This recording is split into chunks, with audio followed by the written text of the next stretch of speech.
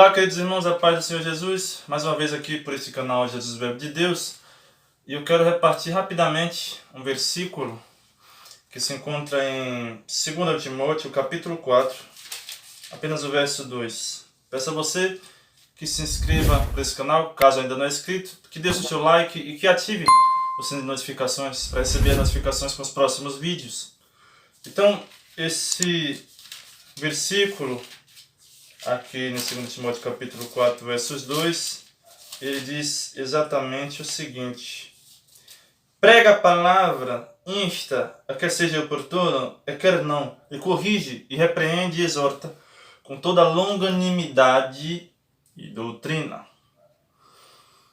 Aqui o apóstolo ele está fazendo as últimas instruções para o seu então filho na fé Timóteo, então pastor da igreja de Éfeso, encerrando as cortinas do seu ministério, e agora ele vai passar esse bastão para Timóteo. Ele vai falar para Timóteo 3 compromissos que ele deveria abraçar em seu ministério. Primeiro, de não se vergonhar do Evangelho, de não se vergonhar do Evangelho, das boas novas do Senhor Jesus. Mas em segundo, ele vai falar sobre o compromisso para Timóteo de sofrer pelo Evangelho. Sofre as aflições de um evangelista. Também ele vai falar sobre, para Timóteo, preservar o Evangelho, guardar o bom depósito. Mas agora, ele vai falar do último compromisso, que é pregar o Evangelho. E esse texto em apreço, ele trata da sublime missão do pregador, ou do pastor, que é de pregar o Evangelho. George Barlow afirma que o pregador ele precisa cumprir a sua missão, na presença do divino juiz a quem prestará contas, usar todos os métodos legítimos para realizar sua obra com eficácia, ser fiel às escrituras em tempo de apostasia, exercer contínua vigilância corajosa e devoção no cumprimento do seu dever. E eu quero não fazer uma devocional como de costume, mas eu vou usar esse versículo para falar um pouco sobre a importância da pregação expositiva para um crescimento saudável da igreja. Nós estamos numa época de pandemia, uma época onde todo mundo foi assolado por esse vírus, onde infelizmente muitos partiram, só no Brasil mais de 300 mil pessoas. Mas eu quero dizer para você que a tarefa principal do ministro, a tarefa principal do pregador, a tarefa principal da igreja como um todo é pregar o Evangelho. Mas o que eu gostaria de falar para você é sobre a importância da pregação e sobretudo da pregação expositiva. Primeiro, é importante nós entendermos o que é a pregação expositiva. Na verdade, a pregação expositiva é mais do que um método, mas é uma abordagem, uma atitude em relação à Escritura, que parte do pressuposto que é o texto que tem toda a autoridade. Você não vai para o sermão para impor ao texto as suas ideias, mas você vai para o texto para tirar do texto as suas ideias, a ideia do texto, as lições do texto. Deus não tem um compromisso com a palavra do pregador, Deus tem um compromisso com a sua palavra. Não é a palavra do pregador que tem a promessa de voltar vazia. É a própria palavra de Deus que tem essa promessa. Então nós temos que pregar a palavra e não sobre a palavra.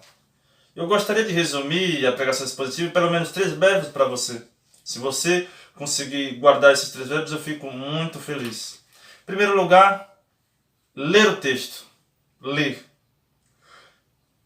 Você precisa ler de tal forma que, se possível, você decore esse texto. Leia 1 vez, 2 vezes, 5 vezes, 10 vezes, 20 vezes. E deixar que esse texto entre em você. Não leia atabalhadamente. Mas, em segundo lugar, você precisa explicar o texto. Calvino dizia que a pregação é a explicação da Escritura. Porque a menos que você explique o texto, você não pregou. Você precisa fazer, como muitos pastores e teólogos, nós temos esse entendimento, aquilo que se chama de exegese. Exegese, que é você extrair do texto o que está no texto. Você precisa cavar. Você precisa fazer como Paulo falou. Digno de redobrados honorários aqueles que se afadigam na palavra. É trabalho árduo, pesado. Lutero já dizia que a tarefa do pregador é orar e trabalhar. Orare e labutare.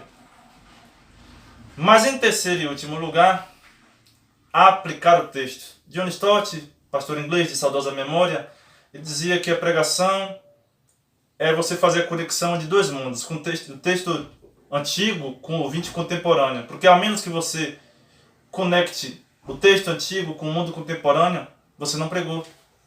E muitas vezes, de repente, você fala para um auditório que está dormindo, um auditório que praticamente já morreu. E nós não fazemos um discurso no auditório, nós falamos a palavra ao auditório. As pessoas precisam entender, é com você que eu estou falando. E eu creio que hoje o que nós mais precisamos é voltar às Escrituras e pregar a palavra de Deus com fidelidade, com integridade. Porque a igreja só crescerá se ela crescer através da pregação fiel das Escrituras. Mas finalmente, eu gostaria de dizer que tudo isso não vai adiantar nada se você não colocar a sua vida nesse trabalho. A vida do pregador é a vida do seu ministério. É a vida do seu ministério. E eu me recordo de um pastor londrino que conversou com um ator de Londres. De repente ele perguntou ao ator: eu não entendo porque que eu prego a palavra e ninguém vem me ouvir. E você prega uma fábula e as multidões se reúnem para ouvir você. E ele diz: é muito fácil. Eu prego a minha fábula como se fosse uma verdade. Você prega a verdade como se fosse uma fábula. Outra ocasião é David Hume, que era um agnóstico, um patrono dos agnósticos na Inglaterra. De repente ele estava correndo por as ruas de Londres e alguém pergunta para ele: David Hume, o que você está fazendo aí correndo? Ele diz: eu estou ouvindo George Whitefield pregar. George Whitefield, um dos maiores avivalistas que já existiu na época dos puritanos, na época da Inglaterra do século XVII, ou XVIII. E de repente ele diz assim, que ele estava indo ouvir George Whitefield pregar e ele fala, a pessoa fala: você não acredita no que ele prega? Aí ele falou: eu não acredito no que ele prega, mas ele acredita no que prega. Então as pessoas pelo menos precisam crer que nós acreditamos no que pregamos. John Wesley dizia para seus alunos: filhos, ponha fogo no seu sermão, ou ponha seu sermão no fogo. Ele já dizia que a pregação é lógica em fogo. Jonathan Edwards dizia que é necessário haver luz na cabeça, mas é necessário haver fogo no coração.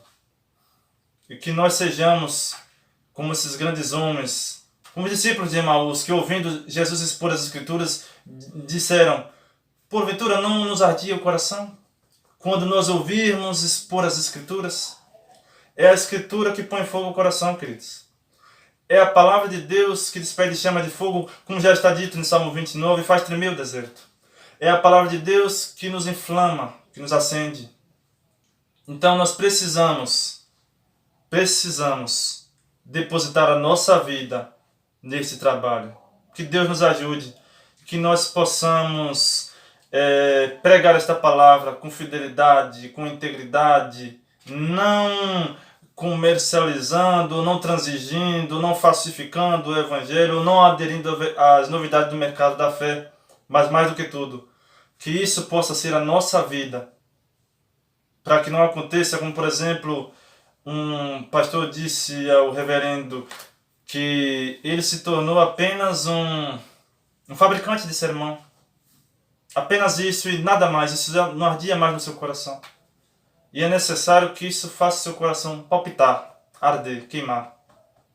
Que você, quando suba num púlpito ou na tribuna, sinta, como o reverendo fala, as mãos trêmulas, suando, aquele frio na barriga. Porque a vida do pregador é também a vida do seu ministério. Então é isso, queridos. É o que o apóstolo Paulo diz a Timóteo: prega a palavra. E prega a palavra em qualquer momento, quer seja oportuno, quer não, quer esteja favorável ou não. Mas prega a palavra de que forma? Corrige. Mas prega a palavra de que forma? Repreende. Mas prega a palavra de que forma? Exorta. E exorta como? Com toda a longanimidade ou com toda a paciência e doutrina. É preciso pregar a palavra, não o que as pessoas querem ouvir, mas o que Deus quer dizer. Mas pregá-la com longanimidade e com doutrina. Então é isso, queridos. Que Deus nos abençoe, que Deus possa fortalecer-nos, revigorar-nos, encher-nos com todo o seu Espírito, com seu poder e sua graça.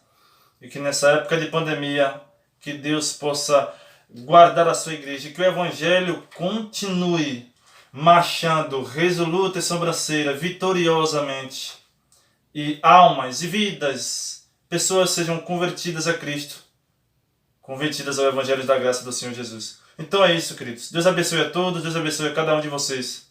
Fique com Deus e até a próxima.